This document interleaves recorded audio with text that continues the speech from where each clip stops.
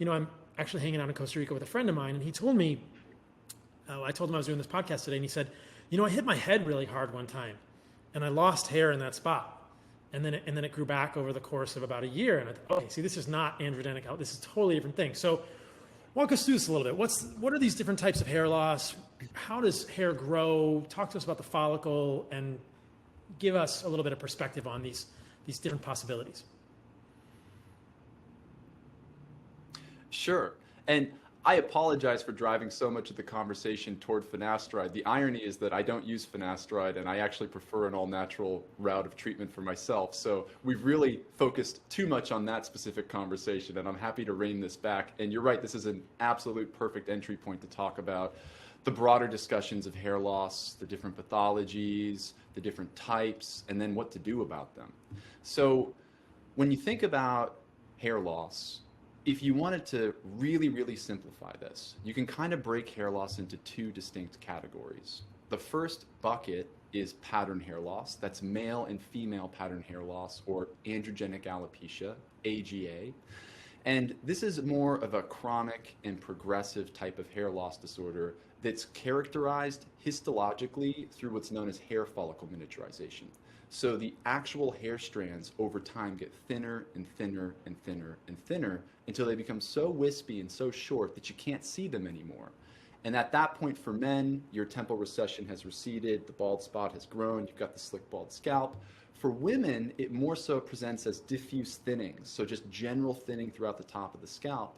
But this condition is, again, characterized through hair follicle miniaturization, and it's chronic, progressive, and it can affect both men and women. It's androgenic or hormone related, and there's a genetic predisposition behind it.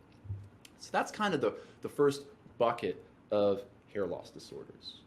The second bucket can be categorized really broadly as hair cycle disorders or hair shedding disorders. And this is going to include things like telogen effluvium, chronic telogen effluvium, but essentially with these types of hair loss disorders, there's some sort of acute stressor, whether that's psychological or physiological stress, a nutrient deficiency, hypothyroidism, hyperparathyroidism, small intestinal bacterial overgrowth, gut dysbiosis, heavy metal toxicity, certain medication usages. And what these things end up doing is that they end up raising inflammation in the body, and certain signaling proteins signal to exit the hair cycle faster at the top of the scalp as a consequence to that inflammation. And so you'll get too many hairs shedding out prematurely and then too few hairs growing back in. So there's this gap between where the hairs have shed out and then when the hairs are coming back in. Now, the big difference between pattern hair loss and hair shedding disorders is that hair shedding disorders are almost always temporary. So you identify that underlying cause, say it's a nutrient deficiency, you address it, you remove your stress. Within 3 to 8 months, a lot of research has demonstrated that the hair cycle normalizes, those hairs come back, and then within a year or two, it looks as though you've never lost any hair at all.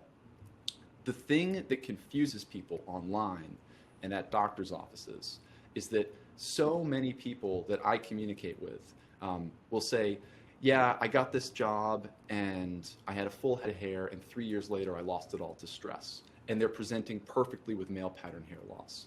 And that's only partially true because there's actually an intersection point where male pattern hair loss and telogen effluvium hair shedding disorders collide.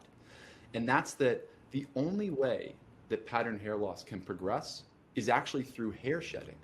And we know this because if you measure the hairs affected by pattern hair loss from the tip all the way down to the root, the diameter of the hair is exactly the same, which shows that that hair is growing and not miniaturizing as it's actively growing.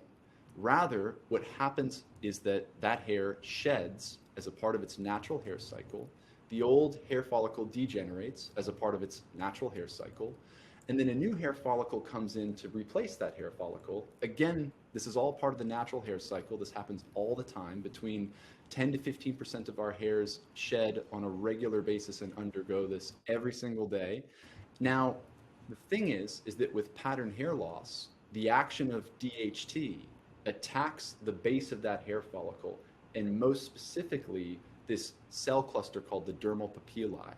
And what that does is it induces a signaling protein called transforming growth factor beta 1, and that causes apoptosis, or cell death, in the dermal papillae. Well, interestingly enough, the dermal papillae cell cluster is like the powerhouse of the hair follicle. It determines the size that the hair follicle will grow. So with fewer cell counts, you form a smaller hair follicle, which then produces a thinner hair strand.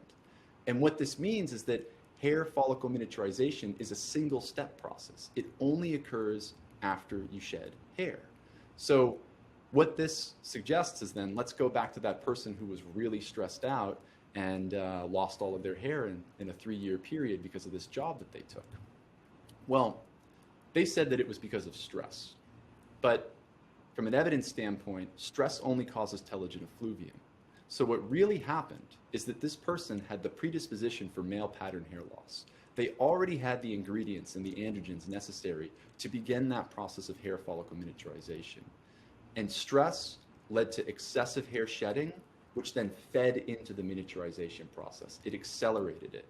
And why this is so interesting is because there is a ton of evidence coming out that in the westernized world, the incidence of pattern hair loss is increasing and its age of onset is accelerating. And you think about the types of stress that people are under on a regular basis, sleep quality, working hours, diet, the processed foods, the sugars, the nutrient deficiencies, the number of Americans that have a vitamin D deficiency that corresponds with telogen effluvium-based shedding. And then you look at how many people are balding today relative to 10 years ago, 20 years ago. The survey-based evidence out of China, which has been rapidly westernizing, is that in 2010, 2.9% of men aged 18 to 29 were facing pattern hair loss at a cosmetic level. Now, survey data suggests that 60% of China-based university students notice visible hair loss, a massive increase. And the explanation here is that there's crosstalk between these hair shedding disorders and then the rate that we miniaturize. And if you start to shed a lot and you're under chronic stress, you've got these nutrient deficiencies, you've got low-grade hypothyroidism, if you only try to target this male pattern hair loss equation by reducing DHT, you're selling yourself short of significant results and you're probably not going to see success. And so looping this all the way back to the discussion with your friend who hit his head, saw that bald spot form, and then over a year had that grow back, that's actually more so related to like an injury-related telogen effluvium bout. We see this all the time with my dad used to wear high socks to work. And when he would take his socks off, you could see like a clear delineation of where there was hair, and then where he wore his socks, there'd be no hair at all. So there's this thing called pressure alopecia, and that can also occur as a result of types of surgeries where the head isn't stabilized or is stabilized for too long without moving. And in addition to that, injury, where there's a lot of swelling to the tissue, which causes an increased hair cycle and shed. But it's not androgenic alopecia, it's not stress-related hair loss, it's a different type of cause. And if you don't make an effort to understand your individual causes of hair loss, you're not going to see the outcomes that you want. And so that's all very doom and gloom. There's a lot of hope here. You can treat these things if you decide to educate yourself, and there's a lot of options both naturally and conventionally. But those are the two big buckets of hair loss. The one that we didn't talk about are the autoimmune forms and the scarring forms of hair loss. And those more so relate to dysregulations to the immune function of the follicle themselves, the collapse of immune privilege so that the body begins to attack the hair follicles. And the strongest evidence that we have behind these things is that there's some sort of environmental factor triggering them, and it very closely corresponds to gut dysbiosis. It's super fascinating, and this is such an important point that I want to just make it one more time so that everybody listening understands it. Because if I'm hearing you properly, there's a real interplay between telogen effluvium and male pattern hair loss, in that the cycling of the hair follicle, meaning that the loss of the hair and the regrowth of the follicle, if that is accelerated, then the actions of an androgenic alopecia and DHT, apoptosis, and the stem cells in the hair follicle could be accelerated. It seems very probable to me that in a lot of men today, their androgenic alopecia could be accelerated, and women. Their androgenic alopecia, or DHT, hormonal related loss of hair, is almost certainly accelerated by stress, pervasive nutrient deficiencies, and these things that are causing increases in this corresponding telogen effluvium. Do I have all that proper in my, am I thinking about that correctly?